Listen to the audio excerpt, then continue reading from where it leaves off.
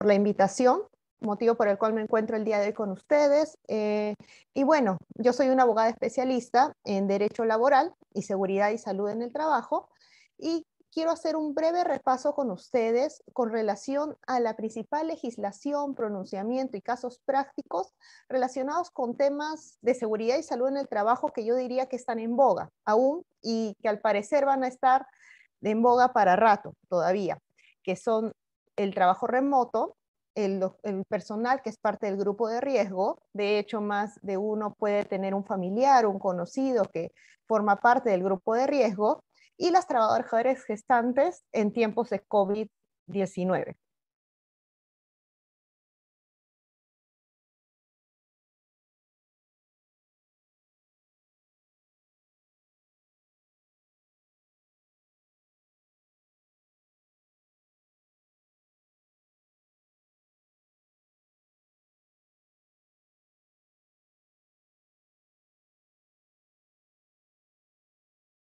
Torne o de repente por ahí tienen alguna duda, agradeceré que compartan sus preguntas.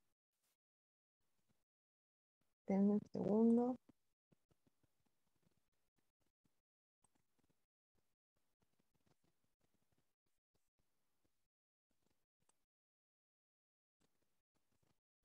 Un segundo, por favor.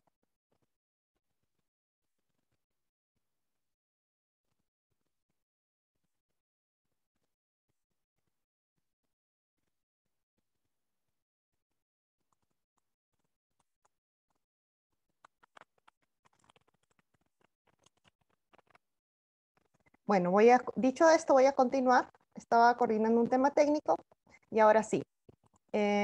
Bueno, la agenda para el día de hoy, como les comentaba, primero vamos a dar un repaso a la legislación en materia de seguridad y salud en el trabajo en lo correspondiente al trabajo remoto, luego al personal que forma parte del grupo de riesgo, y finalmente a la protección de las trabajadoras gestantes. Y allí les quiero dar algunas indicaciones, algunos tips, porque esta legislación que vamos a repasar hoy día no está solamente vigente para el contexto del COVID, sino también para más adelante puede ser aplicable también.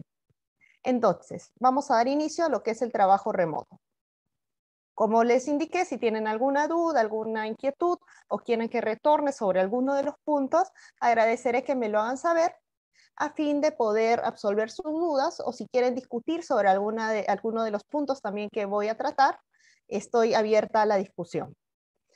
Bueno, primero, antes de entrar a lo que concierne la reunión, que eso es el trabajo remoto, perdón, ya, perdónenme, es el trabajo remoto, pero desde el punto de vista de las obligaciones que tiene tanto empleador como trabajador, desde el punto de vista de la seguridad y salud en el trabajo, quiero comentarles qué es el trabajo remoto.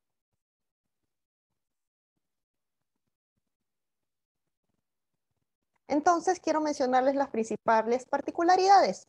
Bueno, esta es una modalidad excepcional de trabajo no presencial, y es excepcional porque recién se ha generado desde que llegó el brote del COVID-19 a nuestro país, que fue a inicios de este año. Oficialmente, en el mes de marzo del 2020, el COVID-19 llegó a nuestro país. Entonces, en virtud de ello, ya que se establecieron una serie de medidas como la cuarentena obligatoria, entre otros, se ha generado esta modalidad de trabajo remoto, esta modalidad de trabajo que es el trabajo remoto, en virtud al cual me imagino que muchos de ustedes, al menos yo, me encuentro realizando trabajo remoto. Sus particularidades es la presencia física del trabajador, o sea, en este caso, imagínense que yo soy la trabajadora, yo estoy en mi domicilio, que es mi casa, o en un lugar de aislamiento domiciliario, que puede ser de repente la casa de algún familiar, la casa de algún conocido. Yo me encontraba de repente a inicios de la pandemia en Perú, en provincia, y bueno, ese sería mi lugar de aislamiento domiciliario. Es una modalidad excepcional porque, como les indiqué, surge debido a que, bueno, llegó el brote, lamentablemente el brote del COVID-19 a nuestro país. Se encuentra vigente tanto para el sector público y privado hasta el 31 de julio del 2021. En un inicio se indicaba que se encontraba vigente mientras dure la emergencia sanitaria. Pero según las últimas disposiciones emitidas por el gobierno hace unas semanas, nosotros podemos realizar trabajo remoto bajo la legislación que regula el mismo y sus particularidades hasta el 31 de julio del próximo año. Si de allí podría prorrogarse y encontrarse vigente por más tiempo, probablemente sí, pero bueno, eso queda a la decisión del legislador y veamos si más adelante aparece alguna disposición que prorrogue dicho plazo. Asimismo, se aplica por decisión del empleador. Aquí no es necesario de que yo quiera realizar trabajo remoto, de que yo diga, bueno, yo quiero, prefiero ir a trabajar, no quiero realizar trabajo remoto. No, ya que por disposición del empleador, yo puedo realizar el mismo, basta con que él me lo comunique. Lo que sí tengan en cuenta esto, que las condiciones de la relación original, de relación laboral original se mantienen. ¿Ello qué quiere decir? Que si, por ejemplo, mi sueldo era de determinado monto, no sé, 2.000 soles, y ahora, desde que inició la pandemia, imaginemos que desde abril hasta ahora yo me encuentro realizando trabajo remoto, ello no quiere decir que mi retribución, mi remuneración ha disminuido automáticamente, ya que en general es esa condición que es mi remuneración como cualquier otra, como el horario de trabajo, entre otros, se mantiene, sin perjuicio de que esté prestando trabajo remoto o no. Hay personas que realizan trabajo remoto y presencial, algunas por un tema de algunas empresas a fin de evitar aglomeraciones en sus instalaciones. En la mañana dicen que disponen que el personal vaya a realizar trabajo presencial, por ejemplo, de 9 a 1, van, almuerzan en sus hogares y luego de ello realizan trabajo remoto. Ello también es válido y recomendable a fin de evitar aglomeraciones en el centro de labores. Ahora bien,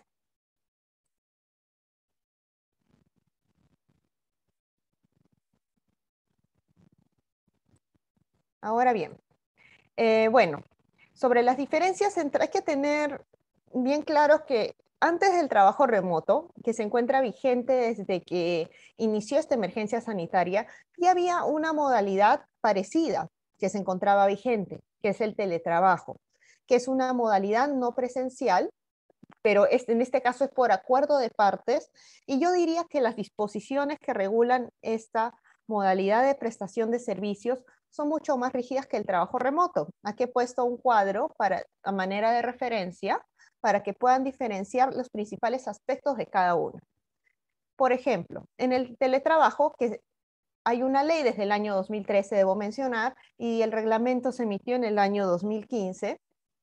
Bueno, en virtud de esta modalidad de trabajo, si bien en ambos casos es una modalidad no presencial, en el caso del teletrabajo es por acuerdo de partes. ¿Ello qué quiere decir? Que ya sea por una adenda, de repente al contrato de trabajo o por un convenio, se acordó esto.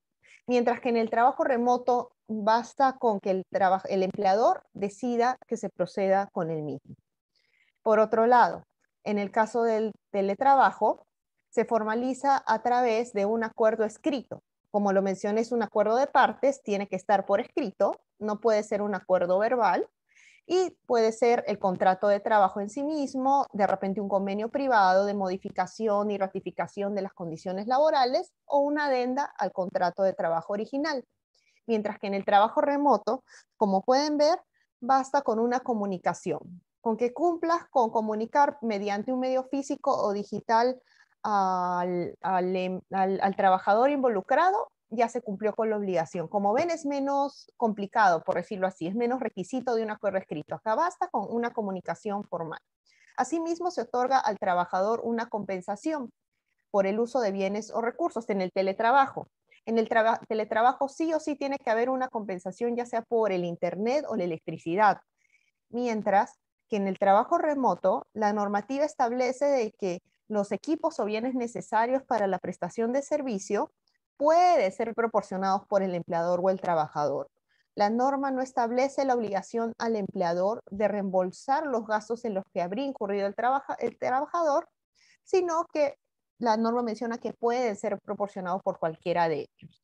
Así que si, por ejemplo, yo soy un trabajador y yo soy quien invirtió en tener de repente un internet de mejor calidad, porque en mi hogar más de uno realiza trabajo remoto y aparte también de repente hay personas que están teniendo clases virtuales, o yo soy la que está conectada todo el día a la computadora y utilizo mi electricidad, allí yo soy la que tengo que encargarme de los gastos si es que el empleador no decide asumir los mismos. Sobre las condiciones de la relación laboral, en ambos casos se mantiene su retribución, sus beneficios, entre otros conceptos. Y por otro lado, la duración es la que acuerden las partes. En el caso del teletrabajo, perdón, es la que acuerden las partes, mientras que en el trabajo remoto, tanto los empleadores del sector público como privado pueden mantenerlo vigente hasta el 31 de julio del 2021, sin ningún inconveniente. Ahora, luego de comentar las principales diferencias entre ambas modalidades, quiero mencionarles lo que nos concierne con relación al trabajo remoto y las obligaciones en materia de seguridad y salud en el trabajo, que es justo el tema que nos concierne por esta ponencia. En materia de seguridad y salud en el trabajo como tal, el empleador tiene las siguientes obligaciones. Denme un segundo. A ver, Wilson hace una pregunta. Buenas noches, Wilson. Si los equipos son proporcionados por el empleador y estos se deterioran o pierden por cualquier motivo, ya, imagínense de que, a ver, hay que ponernos en el supuesto que mi empleador me da a mí una computadora, ya, y se deteriora por el uso de la misma, porque bueno, imagínense que 8 horas conectada todo el día, o más tiempo, horas extras, etcétera, que estoy 12 horas en total, la computadora obviamente se va a desgastar. Entonces, yo diría que en ese supuesto, como es el desgaste natural del equipo, por decirlo así, el desgaste generado por el propio uso del equipo, yo diría de que en ese caso yo no soy responsable, ya que si me das una computadora, un celular e incluso hasta un lapicero, el hecho que yo use el mismo se va a desgastar. Y si es un desgaste normal, yo allí no veo responsabilidad para el trabajador. Ahora, lo segundo que dices, o pierden por cualquier motivo, el trabajador es responsable por estos motivos. Respecto al deterioro normal, como lo mencioné, yo no veo ninguna responsabilidad, ya que todos los bienes cuando lo utilizas mucho tiempo se van a deteriorar. Y respecto de que, bueno, volviendo al ejemplo, mi empleador viene y me da una laptop, la pierdo, yo diría que en ese caso sí soy responsable, ya que no es un deterioro normal. Estamos hablando de una pérdida, no sé si responsabilidad mía o de repente de la persona que vivía conmigo, pero mal que bien estaba bajo mi cuidado, motivo por el cual yo diría que en ese supuesto el trabajador, perdón, sí sería responsable ante el empleador. Espero haberte respondido, Wilson. Ahora voy a continuar con las obligaciones en materia de seguridad y salud en el trabajo que tiene el empleador. Estas obligaciones no es algo nuevo de que lo estoy mencionando recién porque es una novedad. Con estas obligaciones debía cumplir el empleador desde que se emitieron las disposiciones correspondientes al trabajo remoto y asimismo desde que entró en vigencia la modalidad en la empresa. Por ejemplo, si estaban en vigencia el lunes, entraron en vigencia por ley el lunes, si yo lo implemento 2 semanas después, pues previamente a la implementación tendría que haber cumplido con dichas obligaciones, que voy a explicar ahora. Entonces, con relación a las obligaciones en materia de seguridad y salud en el trabajo, pues bien, está la primera, que es informar al trabajador a través de un soporte físico o digital que permita dejar constancia de su debida comunicación, las medidas, condiciones y recomendaciones de seguridad y salud en el trabajo que deberá observar durante la ejecución del trabajo remoto, incluyendo aquellas medidas que el trabajador debe observar para eliminar o reducir los riesgos más frecuentes. Entonces, al inicio, lo que debió hacer el empleador responsable y en cumplimiento de las disposiciones legales, y bueno, y si conocen a algún empleador que no lo hizo, yo recomiendo en que le informen sobre ello, ya que es una obligación válidamente fiscalizable por la autoridad laboral. Lo que debía hacer el empleador es informarme a mí como trabajadora. Imagínense que yo soy la trabajadora a través de un soporte físico, de repente una hoja bajo cargo donde me hace firmar el cargo de entrega o digital. Me lo puedo enviar también vía correo electrónico sobre en sí las recomendaciones en materia de seguridad y salud en el trabajo. ¿Y ello por qué? Porque el empleador siempre va a ser responsable de la seguridad y salud de su personal, sin perjuicio de la actividad que realice su trabajador. En el caso concreto, está realizando trabajo remoto, motivo por el cual los riesgos que se encuentran dentro del centro de labores son distintos a los que están en tu casa. De hecho, de repente en el centro de labores yo tenía una oficina con determinada estructura, con materiales ergonómicos, entre otros, pero en mi casa de repente la estructura es distinta. Entonces el empleador debió ponerse en tal supuesto a fin de emitir estas recomendaciones en materia de seguridad y salud en el trabajo. Y ahora vamos a ver algunos de los factores de riesgo, motivo por el cual estas tienen que ser bien aterrizadas, mejor dicho, tuvieron que ser aterrizadas al momento de entregarse a la estación de trabajo con la que cuente el empleador, el trabajador involucrado, perdón. Ahora, primero debe informar al trabajador recomendaciones de seguridad y salud en el trabajo, por ejemplo, que se siente bien, que use una silla ergonómica, que realice pausas activas, que mire a otro sitio que no sea su computador, dejando una hora por 5 minutos, por ejemplo, entre otras disposiciones en materias de seguridad y salud, y de las cuales pues, que son aplicables específicamente a la estación de trabajo que tiene en casa. Ahora, esa es una obligación. Otra obligación es especificar el canal a través del cual el trabajador pueda comunicarle sobre riesgos adicionales que identifique. ¿Esto por qué? Porque el trabajador, el empleador, por más que tenga toda la expertise necesaria a fin de emitir recomendaciones, lo cierto es que al final no conoce la estación de trabajo ni las condiciones por las que vive cada uno de sus empleados, de sus colaboradores. Motivo por el cual si es que yo soy una trabajadora de una empresa y identifico un riesgo adicional, debo informarlo a mi empleador mediante los medios que él me haya puesto a mi disposición, motivo por el cual mi empleador debió especificar un canal para poder comunicar este riesgo adicional. Por otro lado, ¿qué pasa si es que el día de mañana yo estoy realizando trabajo remoto y por allí de repente del apuro me quemé con mi café, por ejemplo? Porque suele pasar, es un accidente de trabajo, porque yo estaba en mi laptop con los files de repente los folders del empleador, con información relacionada al empleador, y uy, me quemé. ¿Qué puede pasar? Tanto estando en la oficina como en mi casa. Entonces, en dicho supuesto de ocurrir un accidente de trabajo, como en este caso, también se debió especificar un canal a fin de que le comunique la ocurrencia. Y esta comunicación puede ser realizada por mí directamente o también por alguien que se encuentre allí conmigo. De repente, después de la quemadura, yo he quedado un poco inmovilizada, estoy en una situación un poco delicada, entonces alguien por mí válidamente pues, puede también informarle a mi empleador.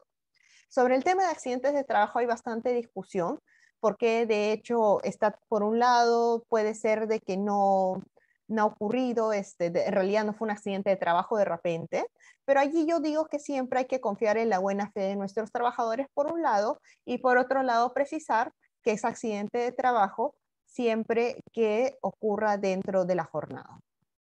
Ahora, con relación a las recomendaciones de seguridad y salud en el trabajo, estas debieron, en mi opinión, como mínimo, haber sido elaboradas tomando como referencia los factores de riesgo más comunes en este tipo de estaciones de trabajo.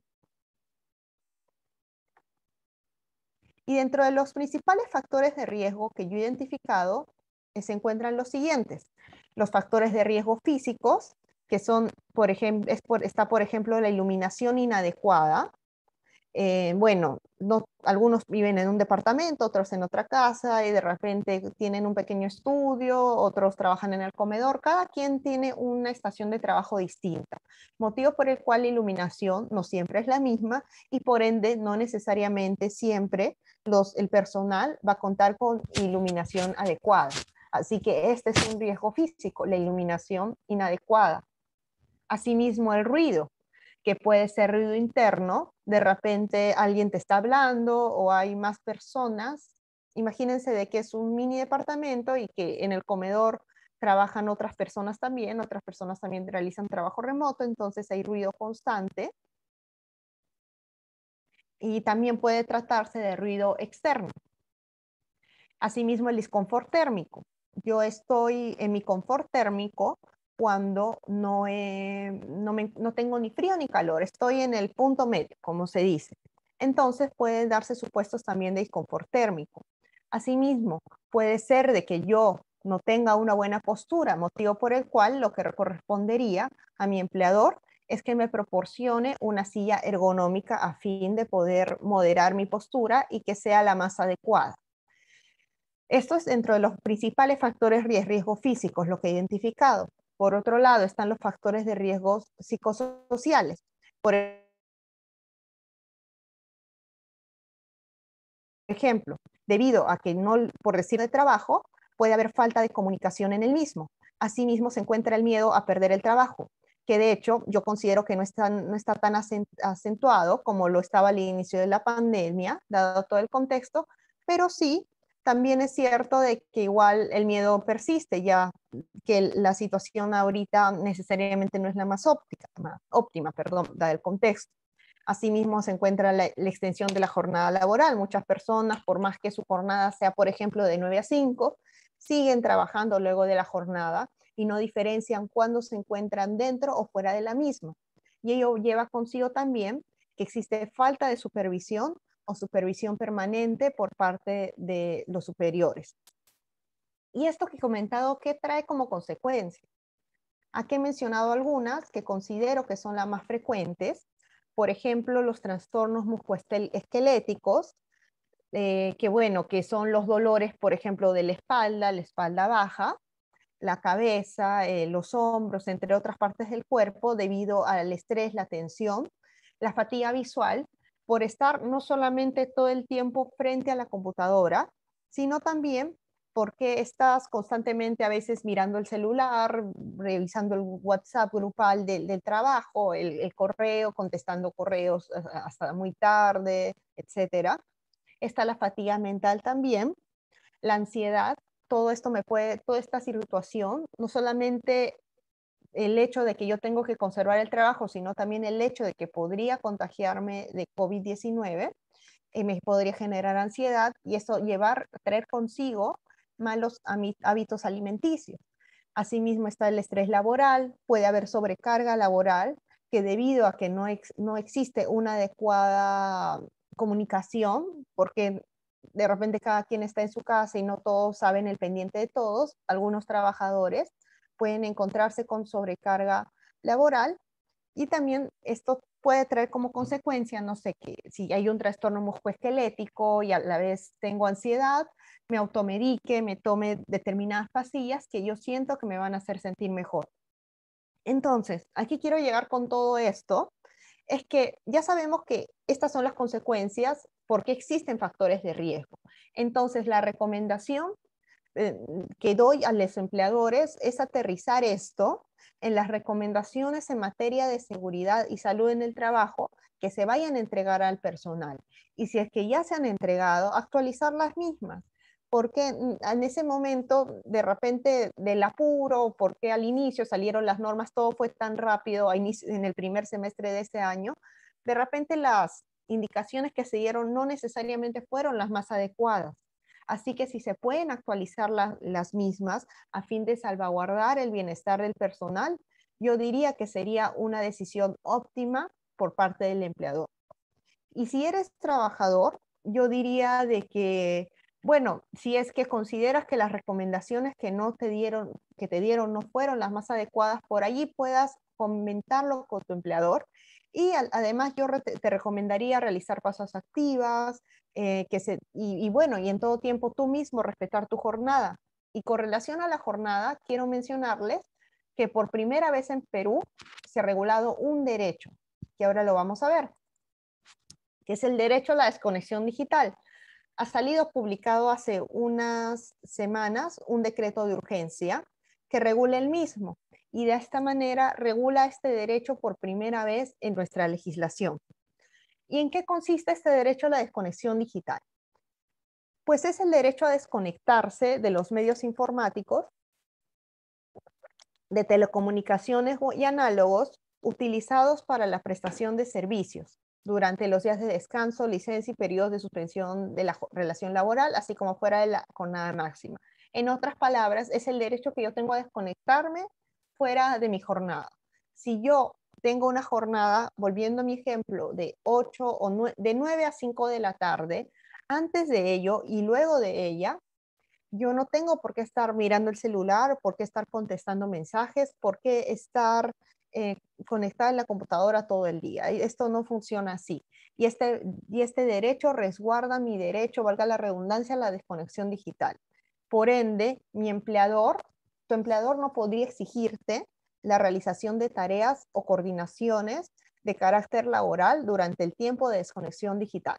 Esto es muy importante, porque si en caso de igual no respetan ni el empleador ni el trabajador este derecho, pueden acarrear a corto, mediano o largo plazo las consecuencias más frecuentes que expliqué en la diapositiva anterior. Ahora bien, en el caso de los trabajadores no comprendidos en la jornada máxima de trabajo, el tiempo de desconexión debe ser de al menos 12 horas continuas en un periodo de 24 horas, además de los días de descanso, licencia y periodos de suspensión.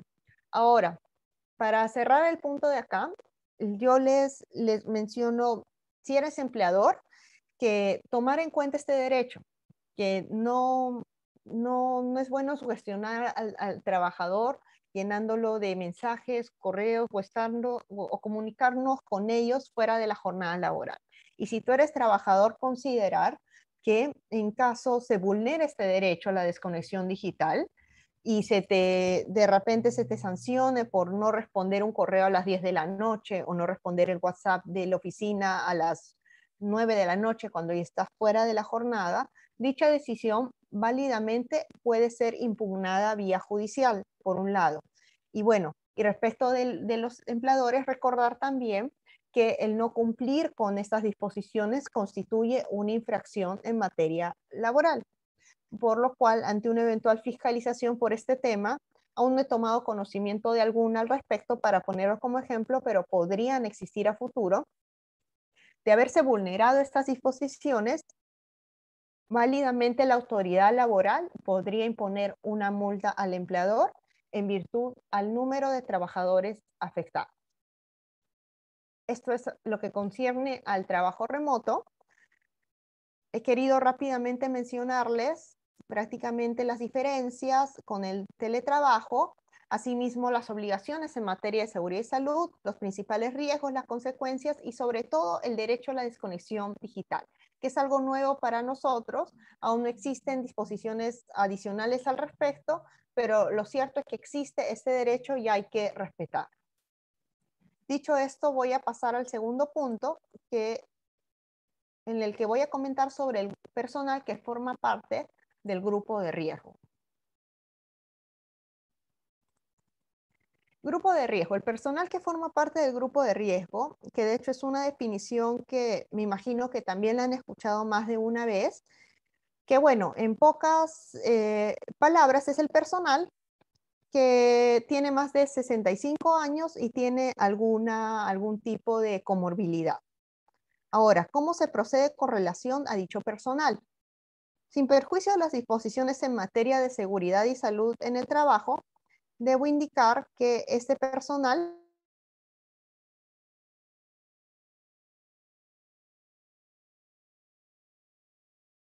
Doctora, ha ocurrido un pequeño corte en su audio.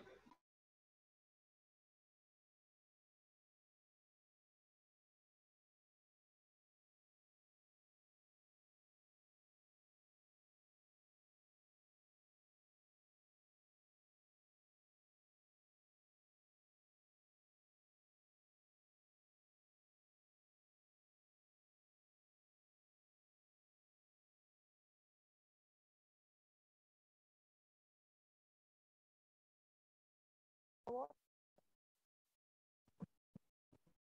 Doctora, ¿Aló?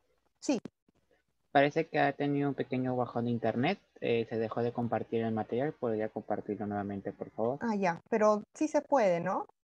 Sí, sí, compártalo, no se preocupe. Ya está. Listo, listo. Por Ok. favor, retomar donde inició en esta diapositiva. Sí, avísame otra vez, Julio, si pasa algo, por favor. Sí, doctora. Ya, ok.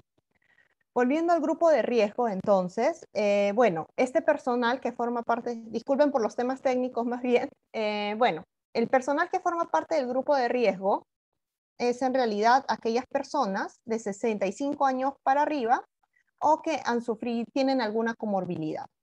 Al respecto, las disposiciones mencionan que se debe priorizar y aplicar el trabajo remoto. Ahora bien, en cuando la naturaleza de las labores no sea compatible con este, el empleador debe otorgar una licencia con goce de haber sujeta a compensación posterior.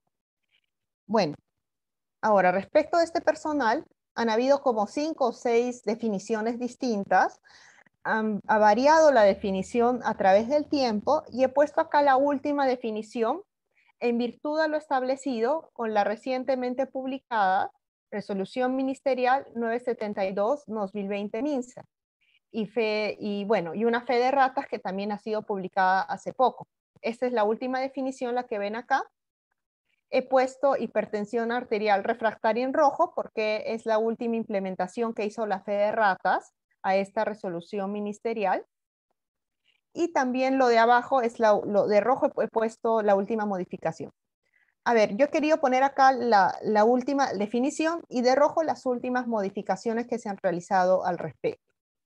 Ahora, hasta acá tenemos que el personal que realiza trabajo remoto no debería prestar servicios. Mejor dicho, el personal que es parte del grupo de riesgo y no puede realizar trabajo remoto no debería prestar servicios, en teoría. Pero ha salido luego unas disposiciones con relación a ello. Y acá lo ven. En realidad, sí podrían prestar servicios eventualmente si es que suscriben una declaración jurada de asunción de responsabilidad voluntaria. Ahora, ¿cómo funciona ello? En primer lugar, estas personas, en caso deseen voluntariamente concurrir a trabajar, ello que resalto voluntariamente porque bajo ningún contexto se debe ejercer algún tipo de coacción para la firma de este documento. En caso yo desee concurrir a trabajar o prestar servicios en las actividades, de repente la actividad de la empresa, debo suscribir una declaración jurada. Entonces hasta allí yo entiendo ya. Si es que a mí no me coaccionaron y yo voluntariamente quiero ir a trabajar, pues puedo hacerlo, pese a que de repente tenga alguna comorbilidad de las mencionadas, siempre y cuando suscriba una declaración jurada de asunción de responsabilidad voluntaria. Entonces, hasta ahí yo entiendo que con ello debería funcionar. Pero esta disposición luego fue complementada, por decirlo así, con otras disposiciones que dispusieron, valga la redundancia, cómo funcionaría esta figura.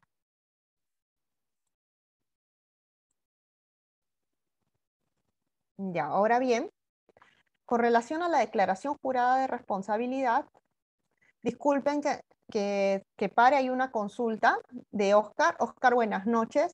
A ver, voy a leer tu consulta. Las trabajadoras madres, luego de cumplir el plazo de posparto, deberían regresar a su centro de trabajo de manera presencial. Ya, voy a guardar tu pregunta para el final porque justo vamos a hablar con relación a la protección de las trabajadoras gestantes. Y vas a ver que en el caso de las madres lactantes hay disposiciones al respecto. En unos minutos respondo tu pregunta, Oscar, que justo también es parte de la exposición. Y también mencionar de que aquí estamos hablando de lo que es el grupo de riesgo. No confundamos que el personal del grupo de riesgo, que se encuentra dentro de las definiciones que hemos revisado, con la madre gestantes, que si bien estas personas, madres gestantes o incluso las que recién han tenido, de repente se encuentran en descanso postnatal, si bien ellas de todas maneras necesitan una protección especial, medidas especiales, no son parte del grupo de riesgo. Ellas tienen otra regulación especial que la vamos a revisar en unos minutos, pero no confundir grupo personal que es parte del grupo de riesgo con las madres gestantes. Ahora, volviendo a lo que es el grupo de riesgo. Hay una declaración, como les mencioné, por la cual imagínense que yo soy parte del grupo de riesgo, si suscribo esta declaración jurada, válidamente podría ir a trabajar.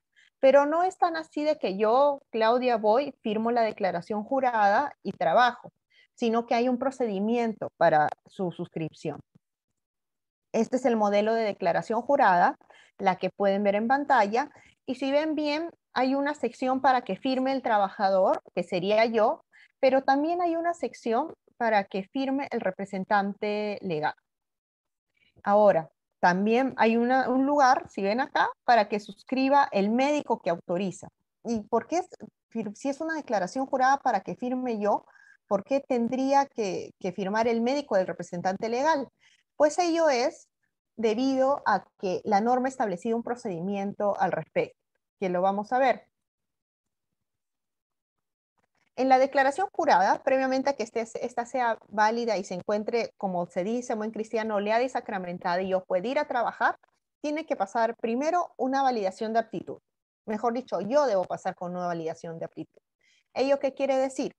Que previamente a la presentación de la declaración jurada, yo solicito a mi empleador la emisión de un certificado de aptitud, bajo el cual, que es mejor dicho un documento, mediante el cual el médico del empleador autoriza a que yo realice actividades presenciales. O sea, yo solicito de que me den permiso, por decirlo en buen cristiano, porque el empleador es quien va a emitir a través del médico responsable de la vigilancia de la salud o quien haga sus veces un certificado de aptitud diciendo, en otras palabras, Claudia, te encuentras apta para trabajar. Hay un procedimiento, como ven, de plazos entre los cuales se debe entregar este certificado. Y bueno, adicionalmente a ello, el empleador debe asegurarse de que el que yo vaya a prestar servicios presenciales no incremente mi exposición al riesgo. Por otro lado, existe plazo y forma de presentación, que es la que ven acá. Y bueno, de que debe estar firmado, de que el empleador devuelve al trabajador la declaración jurada con la firma del representante legal y del médico responsable de la vigilancia de la salud. Y finalmente se hace uso de las tecnologías de la información para realizar este trámite. Ahí quiero parar un rato para decirles que al final, hasta acá lo que he detectado, como pueden ver, es que el médico es quien me da el certificado de aptitud y ello va a ir de la mano con uno de los puntos que voy a comentar al final, que les pido recordar. Bueno, según la reciente resolución ministerial 972-2020 MINSA, bueno, respecto de aquellos trabajadores de riesgo que tengan alto o muy alto riesgo de exposición, según las definiciones que se encuentran en esta resolución ministerial, los trabajadores con algún factor de riesgo, cuyas labores sean de alto o muy alto riesgo de exposición, que soliciten regresar o reincorporarse, deben pasar por una evaluación individualizada por el médico ocupacional.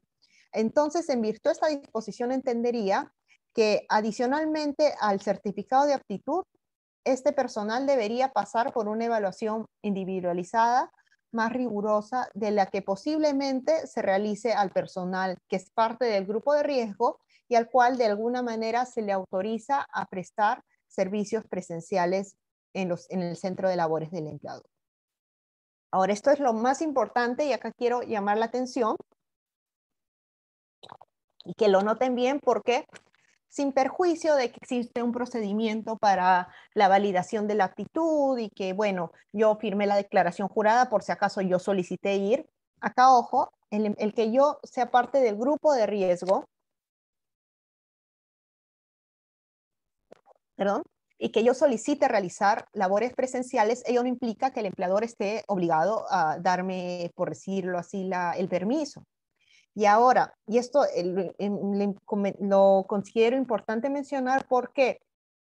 Porque estas disposiciones también incluyen un artículo que habla de la responsabilidad del empleador. ¿Y qué dice ese artículo? Pues lo vemos acá, lo he agregado en esta lámina, y menciona lo siguiente. Sin perjuicio de la suscripción por parte del trabajador de la declaración jurada, el empleador mantiene la plena responsabilidad por la gestión de la seguridad y salud en el trabajo y por el cabal cumplimiento de sus obligaciones en el marco de la Ley de Seguridad y Salud en el Trabajo y demás disposiciones. ¿Y qué entendería con ello y qué podría pasar? Pongámonos en el supuesto de que yo soy la trabajadora que es parte del grupo de riesgo y bueno, formalmente pido regresar, me emiten el certificado de aptitud, se suscribe la declaración jurada, formalmente todo está genial, perfecto, y cumplí con todos los requisitos para realizar labores presenciales. Ahora, fui, realicé las labores presenciales. El tema acá es que imagínense de que todo estaba bien hasta que de un momento a otro me enfermé y me cayó bien mal a mí por mi comorbilidad y bueno, pasó a mayores. De repente estuve internada un buen tiempo, entubada y fue una situación desastrosa para mí, ¿ok? Entonces, ante dicho supuesto, ¿qué podría pasar? Ahorita, de todas maneras, a nivel judicial en Perú no hay pronunciamiento, si es que existen demandas al respecto, pero sí existen demandas en otros pronunciamientos, perdón, de otros países donde de alguna manera reconocen responsabilidad al empleador. Entonces, en este supuesto, y más aún cuando la norma expresamente dice, sin perjuicio de que se suscriba la declaración jurada, el empleador mantiene la plena responsabilidad, debo indicar que posiblemente el empleador podría ser responsable en caso yo me llegase a enfermar y esto pasara a mayores. Como les indiqué, aún no hay pronunciamientos al respecto como para ponerlo de ejemplo, porque de hecho si es que han habido demandas, recién deben estar en etapa de audiencia de conciliación o de admisión de las mismas, pero posiblemente existan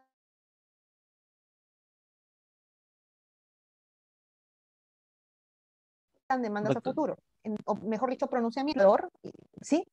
¿Sí? se detectó un pequeño corte, ¿podría repetir lo último dicho? Sí. ¿Ahora me escuchas?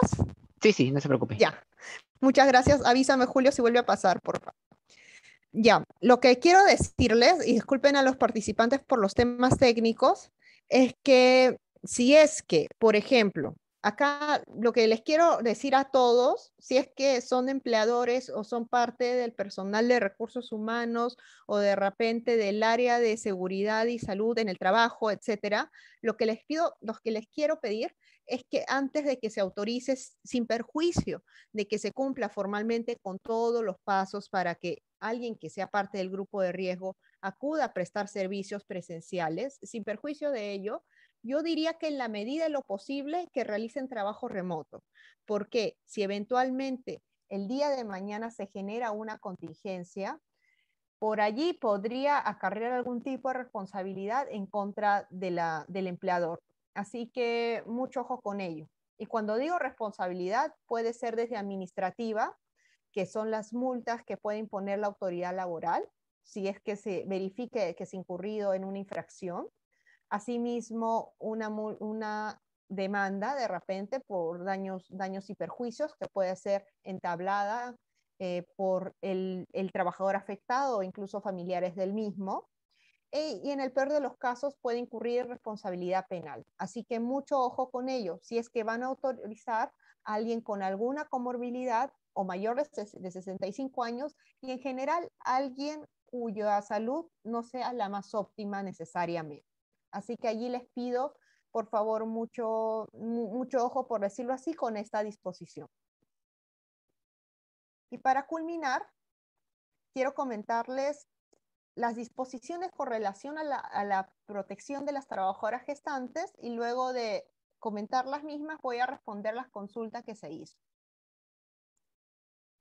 Ahora bien, antes de que se encuentre vigente la actual resolución, mejor dicho, antes que entre en vigencia la última norma, el documento técnico con relación a los lineamientos del COVID-19, se encontraba vigente la resolución ministerial 448-2020 MINSA, que ha sido derogada por la resolución ministerial, que es la vigente y recientemente publicada, 972-2020 MINSA.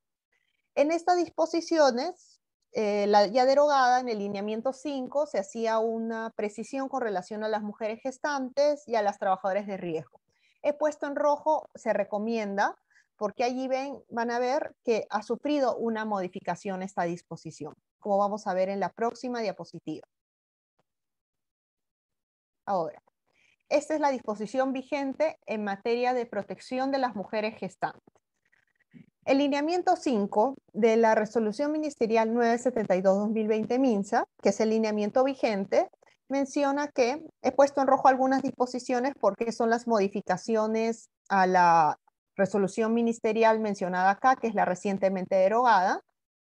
Establece en el lineamiento 5 que en el caso de las mujeres gestantes, si yo soy mujer gestante, por ejemplo, no debo postergar el uso del descanso prenatal y postnatal correspondiente, por la posibilidad de que se complique, de que se presenten, mayores complicaciones en este periodo.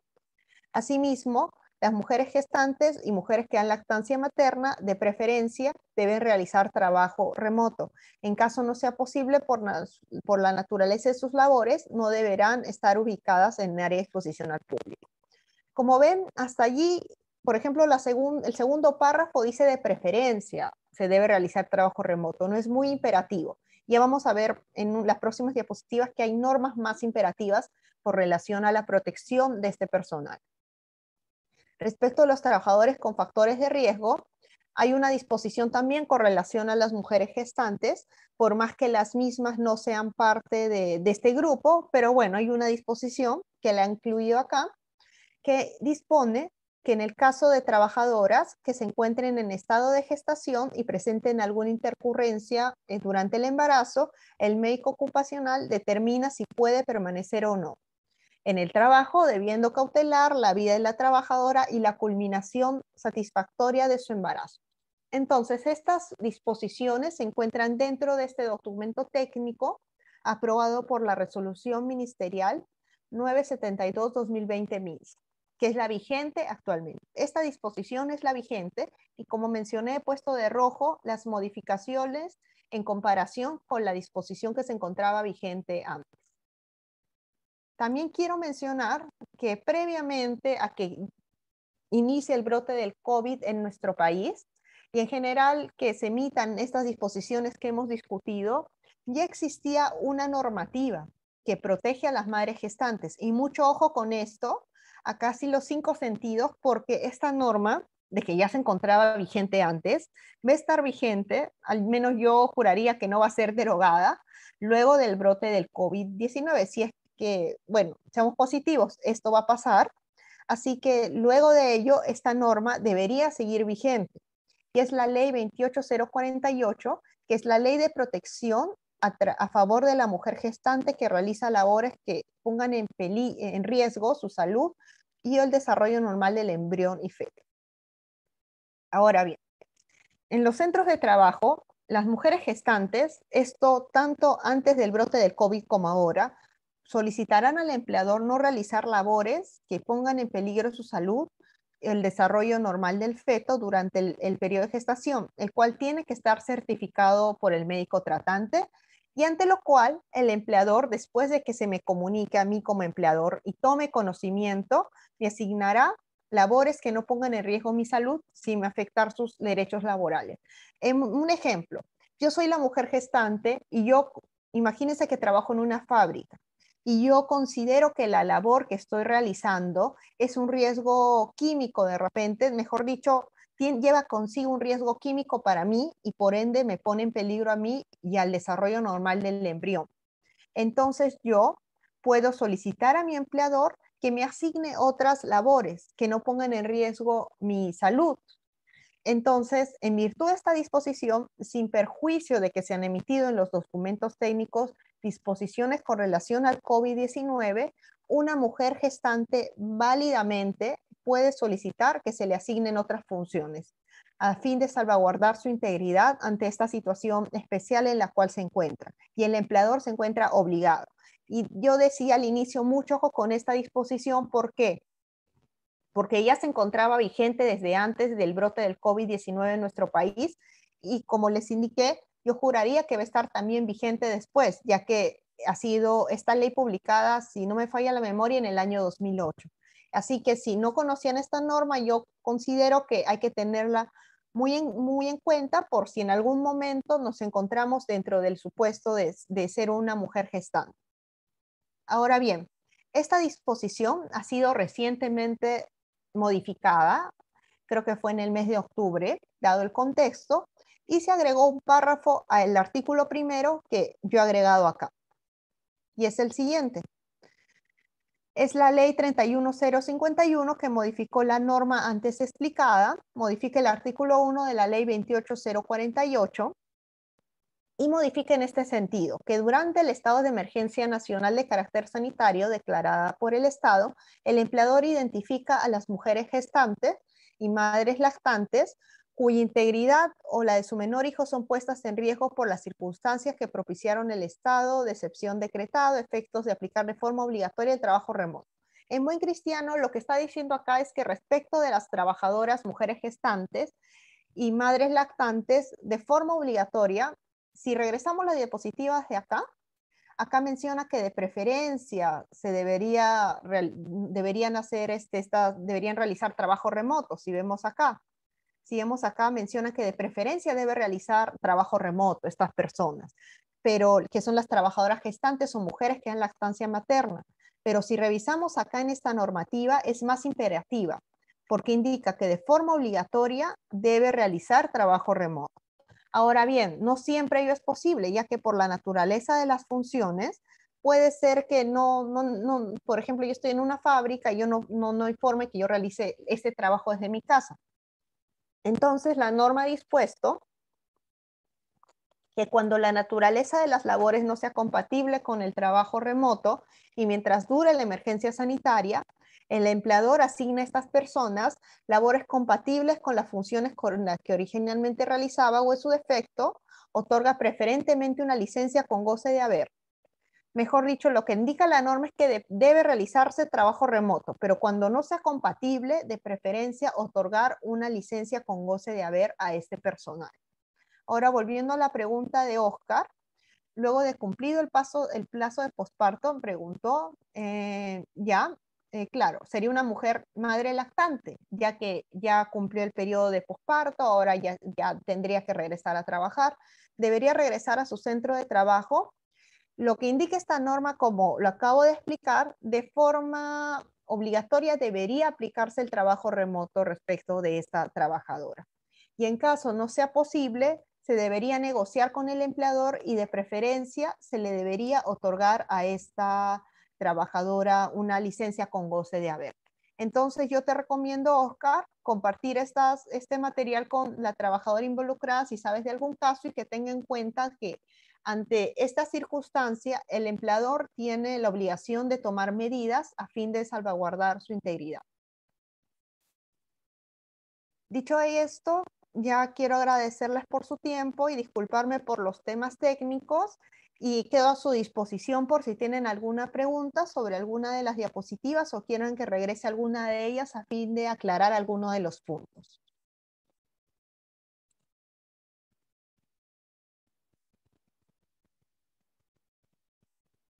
Muchas gracias, doctora. En este momento no contamos con preguntas en espera. No sé si algún alumno va a formular alguna pregunta, si no, para finalizar con este evento.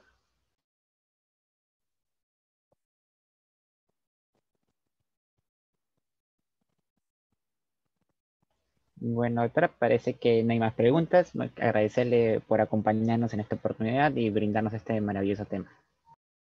Creo que alguien habló en el chat.